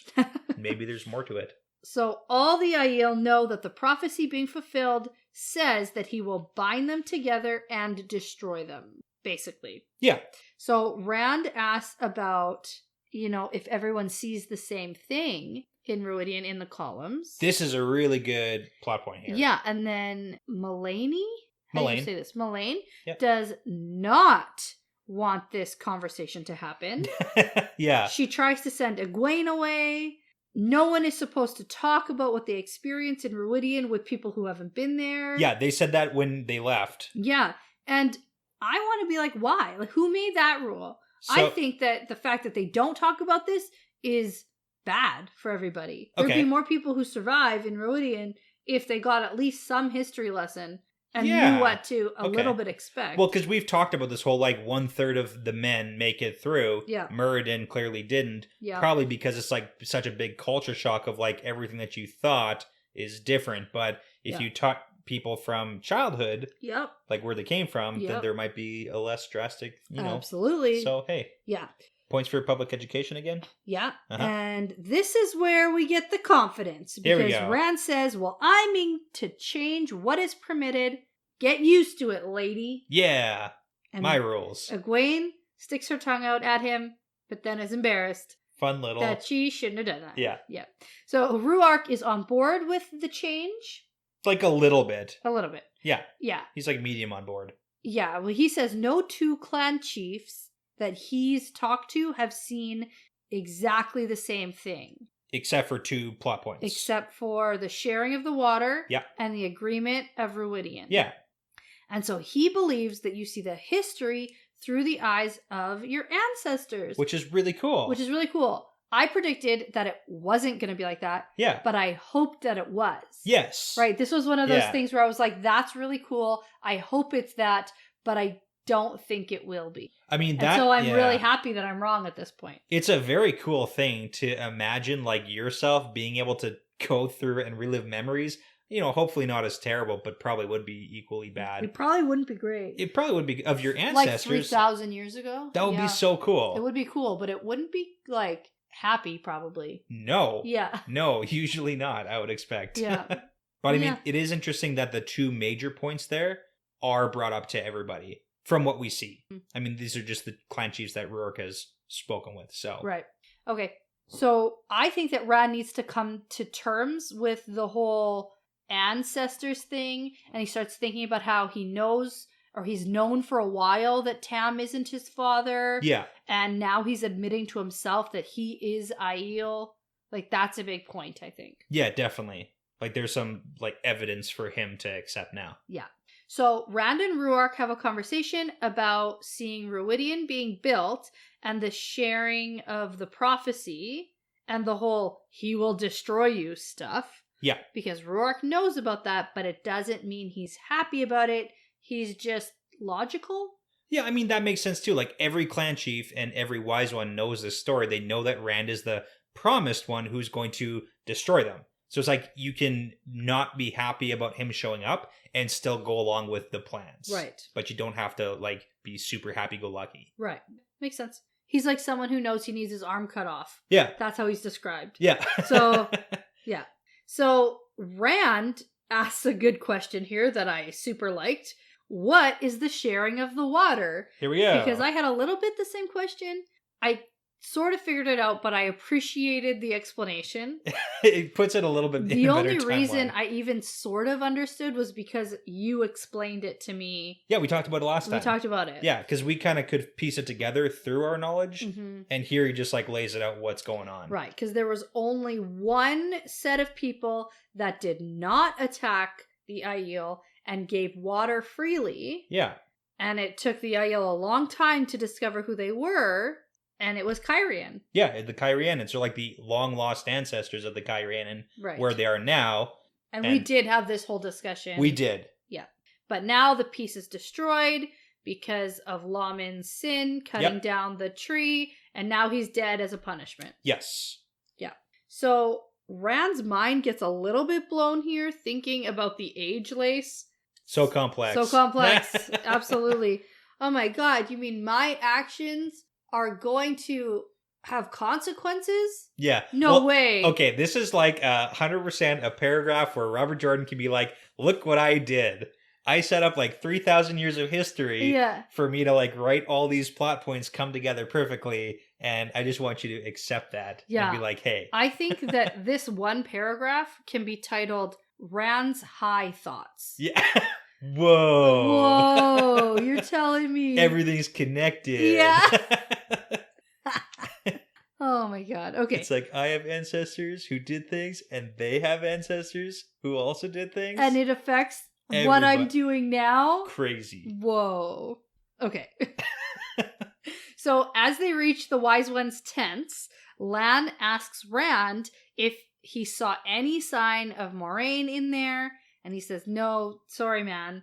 Yeah. And then Lan warns Rand of Couladin because he's going to cause problems. It's like we didn't know that. He already tried to kill Rand. Because he's a dick. Yeah. And Ruark agrees because, you know, sneaky Shido. Sneaky Shido. Yeah. I mean, good point. It doesn't matter if Rand is the Karakarn if he's dead. Yeah. Yeah. Yeah. So Rand thinks that this isn't like the stories or like a Tyr. Like no one is even a little bit excited for him. You need like one or two cheerleaders to be like, yeah, I'm with you, man. Yeah, he's got nothing. No. So in the tent, they get cleaned up and the Wise Ones put like healing ointments on them because that's the best they got. Yep. Rand sees the white-robed people for the first time but doesn't get the long-winded explanation. True. Egwene tells them about Rand's old wound in his side. Yeah. As he's getting cleaned up. It's like sponge bath is what's happening here. Yeah. So, yeah, he doesn't want to talk about his wound. She shares that knowledge. She's like, oh, Moraine hasn't been able to heal that. Yeah. So it's the whole confusion of like a wound that Aes Sedai can't heal. Right. When they're like super mystical still kind of sort of. So. Yeah. Mm-hmm. And on a side note, Matt tells a joke and makes the wise ones smile. And he may not be like the biggest, most ripped guy, But hey, but he's funny. he is. And He's not like no, but he's that's just not 6'6" and yeah, that's what built like a tank. Exactly. Yeah. But you're like, oh, I don't want to be Perrin. That's boring. I'd love to be a Rand or a Matt. And I was gonna say, you have the you're funny, so you can be part Matt. Okay, I appreciate that. Yeah. Yeah. Like that's probably that's something I really like about Matt. That's his sense of humor and his ability to make people smile, and all right. I like that. Okay. I thought I'd throw that in there for you. Hey. So Rand tells Ruark about wanting to get ahead of Couladin and the Shido if he means to make trouble. So he gets to planning, and Rand wants to know how to get the word out about him being the prophecy guy. Yeah. Let's tell everyone Series of right letters. now. Yeah. Through the entire waste. I don't even know how big this place is. I don't even know how many there are everywhere. You don't. We kind of talked about that last time, I think, too. The how spread out are they all? You don't I have know. No idea. Yeah, so we know that there are about a dozen clans. Okay. Plus the Jen, who are not a clan. Who aren't existing right now. Yeah. Not sure if they're dead or, whatnot. Gone. Okay. So there's a lot of them. So there's probably a lot. Yeah. Okay. Yeah. So Ruark says that he needs to get all of the other clan chiefs to this one place, Al-Kerdal. Al-Kerdal. Yeah. Al-Kerdal. Yeah. And Rand can show proof there. Yes. It's like a stage place where he can stand and talk. Yeah. Yeah, Matt makes sense. understands this old tongue and calls it the Golden Bowl. Yeah. Which I think that Matt translating this is interesting. Why? His use of the one power has shifted because before he couldn't tell. Wait, when you said the one power, you meant the old tongue? Yes, did Okay. I say one power? Yeah. Sorry, yeah, I'm just on my own tangent in my brain. What his use of the old tongue and his Yeah. knowledge of the old tongue has shifted because before he used to not even be able to tell that the old tongue was being spoken. Yeah. And he could just understand it as if it was English or whatever. Yeah. The common tongue, whatever. Or he would speak the old tongue and not realize that he was speaking the old tongue. Right, but here he recognizes it's the old tongue. He knows the word, he Yep. says it, and then he translates it to English. So it has shifted. It's shifted. Okay. Noticeable shift, and I just wanted to note that. So Rand also realizes that Matt understands the old tongue way better than before, and Egwene looks at Matt thoughtfully. Yeah. So hey, there we go. He's good at the old tongue. So we get that messengers will take weeks, but the wise ones may be able to help spread the word through dreams. It's not super simple, but Although it's not as easy as Rand thinks. He's like, okay, then go do it now. Just go to sleep. Go. Send the messages. Go do it. But it's going to take a couple nights and basically no rest. So, I mean, this is the plan, though. I know you said you weren't 100% sure what's happening, but for the short-term plan, at least for Rand, it's get all the clan chiefs to come to the place. Tell them who I am I can get out of here. Lift my arms in the air and be like, I'm the guy. Now and listen then to me and we're going to do something. Yeah, here's the next step of the plan. Which I don't know. Yeah. Right. So Amis asks Rand if he is so eager to destroy them. She snapped a little bit. But the serving lady is still there Mm-hmm. and hears, and then Amis sends her away and is like, shit. Yeah, shouldn't have done that. Shouldn't have done that. Okay. So, I don't know. I don't think it's that big a deal because everyone's about to find out anyway. It's going to happen real soon. Yeah. So Rand says, no, it's not that. I'm not eager to destroy you. It's just that the Forsaken are loose. 9 are still alive. Yep. Some want him dead. Some want to use him. I got to do stuff. Let's do stuff. Can you just tell the chiefs to come to that place? I want to talk to them. Yeah. So, hey, that works. Right. Now, the really exciting stuff happens. the stuff everyone's been waiting for. Here it goes. At least me. Okay. Yeah. This is big, though, because it's you get a taste and you're like, oh, and they give you more and more and more. Get lots. We basically get, the whole story. And let me tell you, I've never been more convinced that Tigraine is Rand's mother. Okay, so let's get there. We'll get it. Let's get there. We'll let's get get it. there. Okay. Because if that is what it opens it's up more. 100% what this is. Okay, let's and talk you can't about tell it. me differently. So. I can tell you whatever I want. Okay, so Shail Yes, that's correct. is the name of Rand's mother Yep. that she chose for herself. Correct. Which means woman who is dedicated. Yes. And we get that she is a golden-haired wetlander turned Maiden of the Spear. Yes. Uh-huh. Do you want me to go through the whole story so we can get it on record, or what do we want to do? You just gonna read it? No. What do you mean? Okay, I know what you're asking me now. Okay. Yeah. So you kind of took like snippets out of that. I took snippets, but I do have some other points. Okay. Because she took off from her land without telling anyone. Yep. To save her land and people. And this is where I said I've never been more convinced that this is Tigraine. Okay. There's like 72 plot points we can piece together here. Okay, give me like 3. No, I'm going to give you all Pick out the top of 3. No. Okay. Okay, so besides the fact that Amos like found her wandering with her crew of maidens, the important parts to pull out of this is that she spoke of, Shail that is, spoke of a child abandoned, a son she loved, a husband she did not love. Yes. So if this woman is Tigraine, who is the son, who's the husband? Well, the son's Galad. Okay. And then the husband is the other guy who died. Morgaze's other husband. Terengale. Okay. Yep, that's the one. So that means that she, who is daughter heir, got together, had a kid with Terengale, abandoned both of them. She disappeared because that was the story. Remember how I said allegedly? Allegedly disappeared. Yeah. And then Galad was abandoned with Terengale, and then Terengale and Galad basically went to Morgaze. Yes. Yeah, and then Morgaze and Terengale had Elaine and Gawain. Right. Right?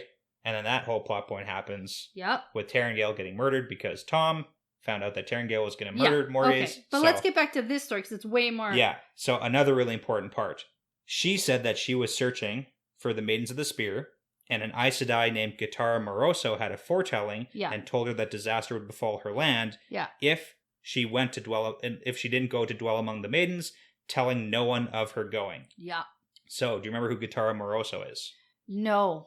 I know that Rand recognizes the name, and I actually said like he probably read it in a book. No. Oh, okay. Okay. So, we've heard of Gitara Moroso a couple places. We've heard of her at the start of this book when Elida was talking about how she could foretell better than anybody in the last 20-ish years since Gitara Moroso. Okay. And then we also had a story time from Moraine way back in, I think it was like The Great Hunt, like the beginning, when she talked about how Gitara Moroso was the one who, when Moraine and Swan were accepted, Gitara Moroso was the keeper to the then Amyrlin. Oh, that's the one who had a foretelling and then like died. She had the foretelling that Rand had been born on the slopes of Dragonmount, right? And then like immediately died. Yeah. So Gitara Moroso is this like one pivotal point who not only told Moraine and Swan that Rand's born, but also told Tigraine to go off to become a maiden. Yeah. So she's Are you confirming? Well, if it kind of lines up. Okay. Because we're not done yet. Okay. I know that, but it's just like, it's hard for me to hear you legit confirm something for me. Do you have an alternate theory who it might be? Nope. Okay. Not one. So this is 100% who this is. So, in my brain, because Rand's half-brother, obviously, that means Galad. Galad would be Rand's half-brother. Which is cool. Not cool. Crazy. Yeah. Yeah. Crazy interesting. Because my issue before, remember... Ooh, a couple episodes ago, and then also back into the Dragon Reborn chapters, when there were several people who said Rand looked like Tigraine. Yeah. And I was like, oh, that's Rand's mom. Yes, you did say that like immediately. And then the second thing I started thinking about was the prophecy said he needed to be born to a maiden. Yes. And so that was my issue with that prediction, is it didn't quite line up. It didn't make sense. Because Tigraine, as we knew her, wasn't a maiden. Correct. And like, so, how would a wetlander become a maiden? Right. And then I had this whole theory of like maybe Luke is his father somehow, and that's how he looks like Tigraine. Like, I don't know. But turns out she went and became a maiden without being Aiel. Yes. So. Yeah. And then there's that whole other issue with Luke and the whole prophecy we saw about maybe him. Yes, I remember that. Do you? It was in The Great Hunt. That was what was scribbled on the walls of Faldara. In the prison, the dungeon area. Yeah, exactly. And Varen reads it to Swan. Luke came to the mountains of doom. Isam waited in the high passes. The hunt is now begun.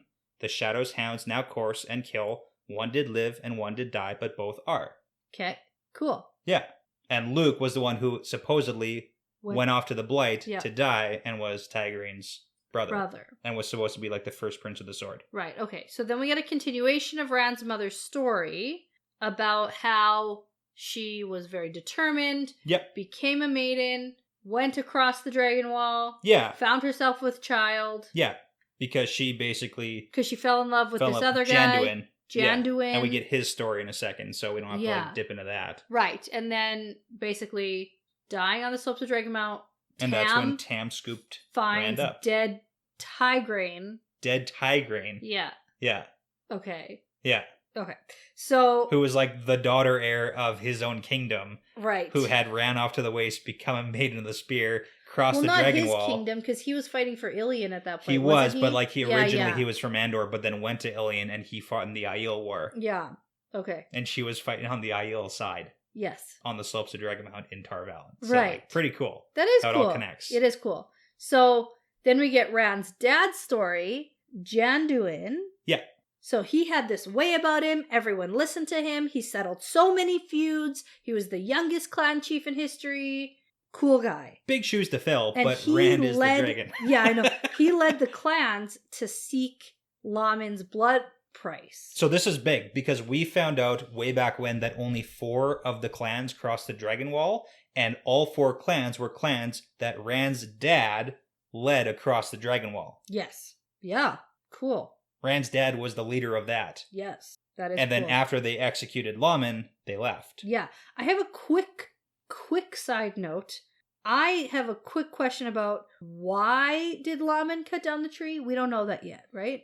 Pride. That was the whole thing, was Lamin's pride. Okay. He had the tree of life, he wanted a throne. Okay. I have a theory that it's just a big misunderstanding. Okay, go. That's the theory. It was a misunderstanding. How so? I don't know. Like they accidentally cut the tree down? Or maybe he didn't do it, or you know how like messages don't get relayed. You know, the Aiel somehow found out that this tree was cut down, and then Rand's dad is leading this charge against it or against him. Yeah. And maybe there wasn't effective communication or accurate communication.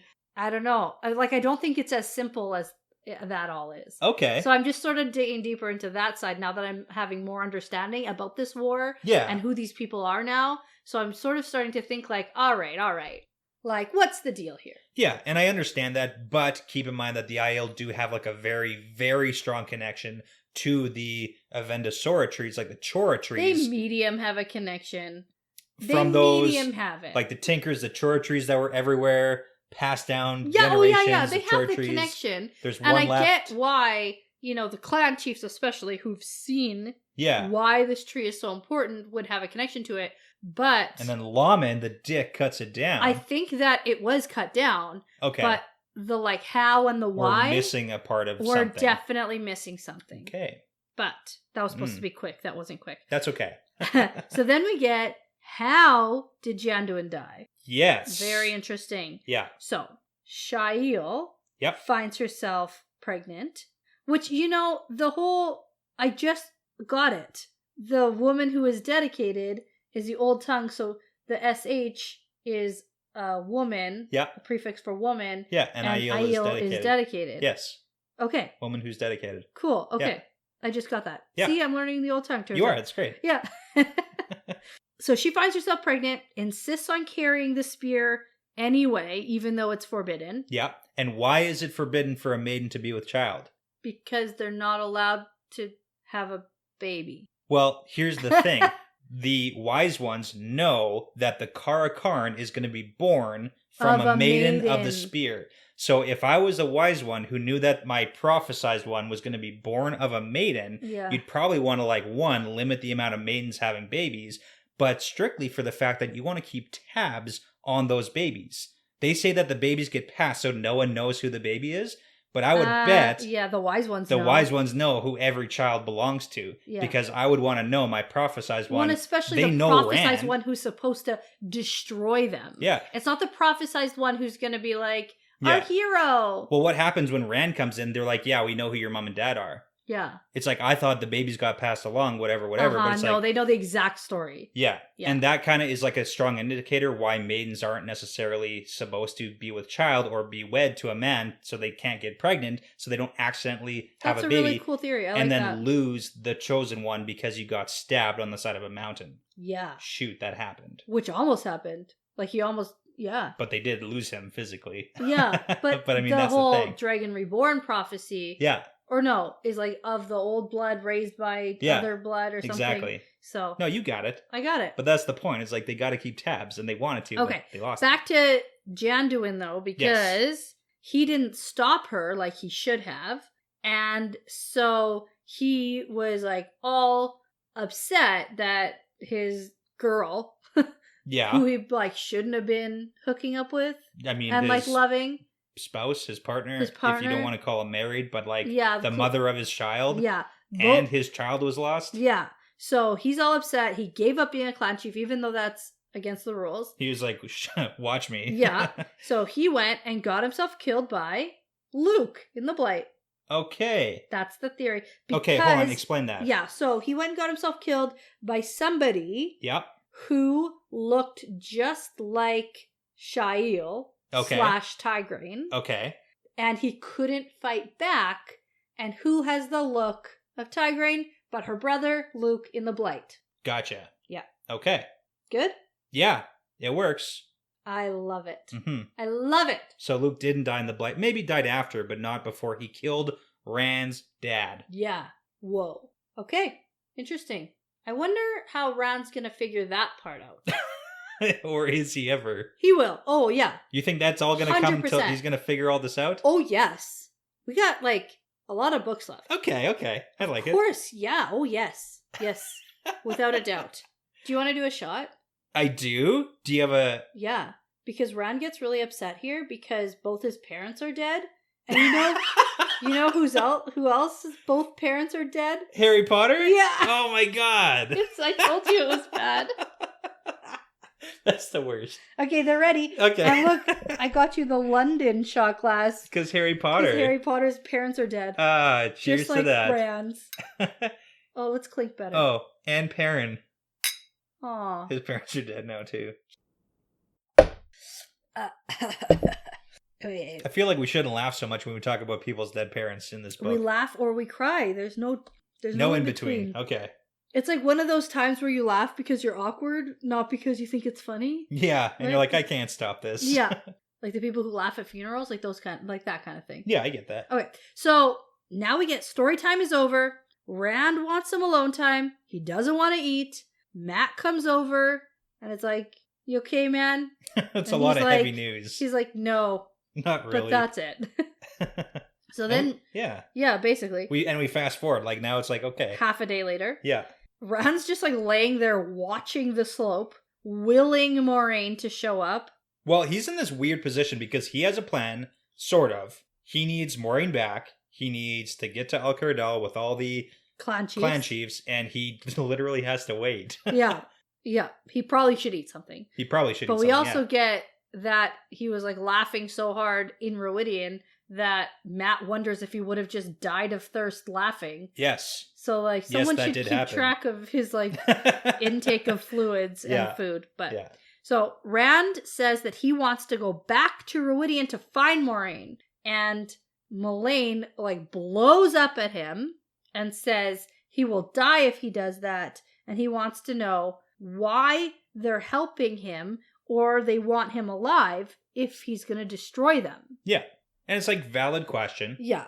And so it turns out what the Aiel know of the prophecy is only what clan chiefs and wise ones tell them, and they don't tell them the whole truth. No, and it sounds like barely any, if at all. Right. So wise ones and clan chiefs are the only ones who know that Rand is their doom and their salvation. It's a lot like the Dragon Reborn. It is, yeah. So without him, none of them will live past the last battle. And the prophecy says something about some of them being saved with Rand after he spills all their blood. Yeah, so it's like either none of you survive or a remnant of a remnant will be saved. Yeah. So it's like if those are your two options by prophecy, and in this series, like prophecy is correct. Yeah. I guess you go with the latter, even though it sucks. Yeah. Fair. So, because I mean, this is kind of taking the individual, freedom out of it and saying we need to save the people collectively. Yeah. Okay. So, Avienda returns from Ruidian naked and sunburned. Yep. Which is an interesting thing to note about the Aiel skin. Yes. Only her hands and face are tanned and used to the sun, but her body isn't. Yeah, which makes sense. You're always wrapped up. Right. And I mean, it takes me back to the whole, why did the women have to be naked? There's reasons I could come up with. Like, even the Aes Sedai going into the Terangreal, they also get naked. And whether it's for, like, a birthing ceremony type, like, being reborn I into know. Somebody brought up a point, though, that I thought was interesting.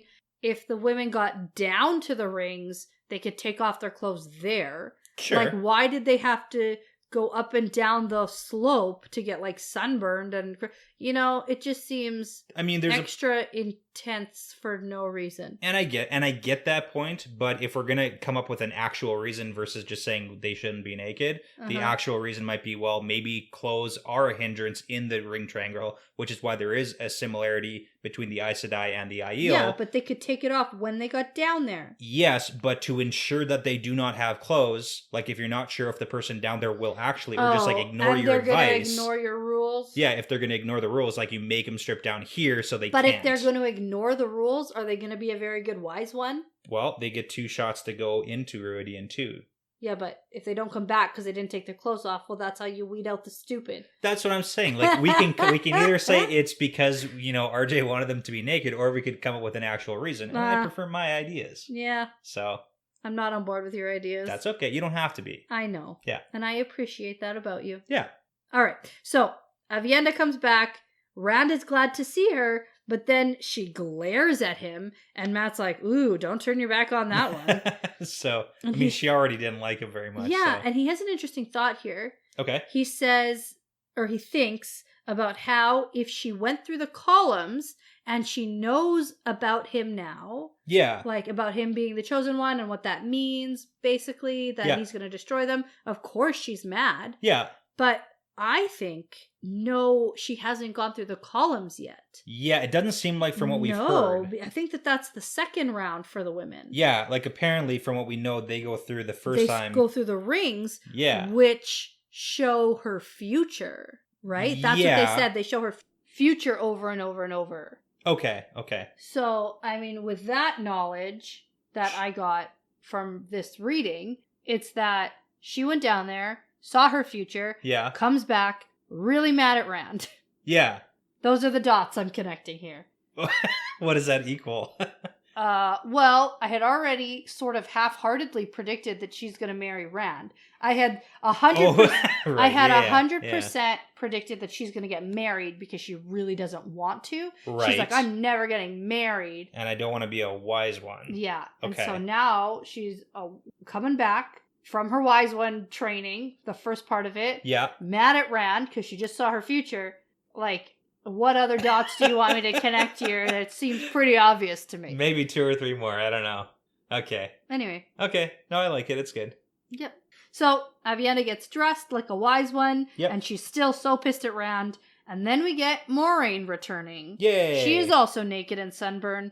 But she barely makes it up the slope. And Lan goes to pick her up and carry her back. Rand is more relieved about the 3 days saved than these girls or women coming back okay. Yeah. So, that's where his head's at. Save days, that's good.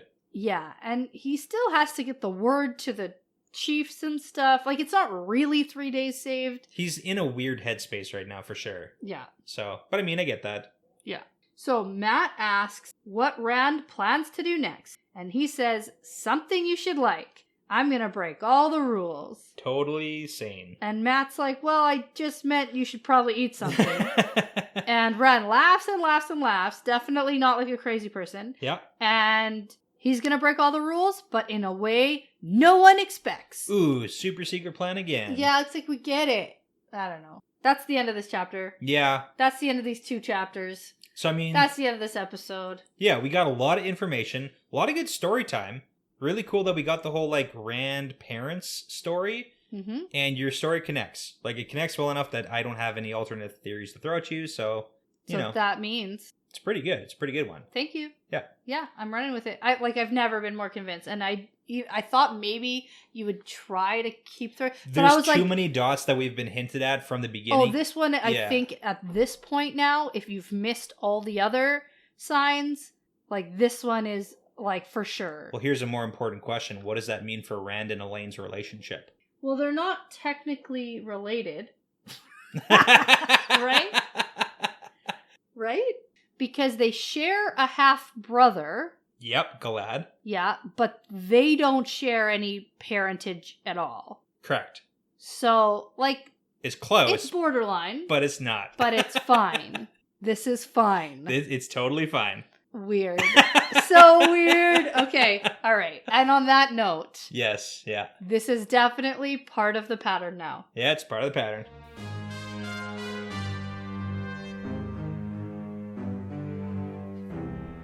Thank you so much for listening to this episode. The Wheel Weaves is hosted by Dani and Brett, edited by Dani, produced by Dani and Brett, with Passion Socks, Mozime, Moltude, Benjamin, Vince Lewick, Michelle O'Brien, Sarah Wyatt, Jamie Young, Cody Fouts, and Giannis. With music by Audionautics.com. If you're interested in some of our Wheel Weaves merchandise, such as shot glasses, frosty mugs, t-shirts, hats, and more, you can head over to newcreationsbyjen.com, and we are located in the groups or collections section. If you're interested in supporting us and helping us to make really great content, you can head over to our Patreon at patreon.com/thewheelweavespodcast, and you'll also get access to some really great bonus content like early access to our regular episodes, bonus episodes, unedited video episodes, access to our live recordings, monthly Q&As, and more like stickers and keychains.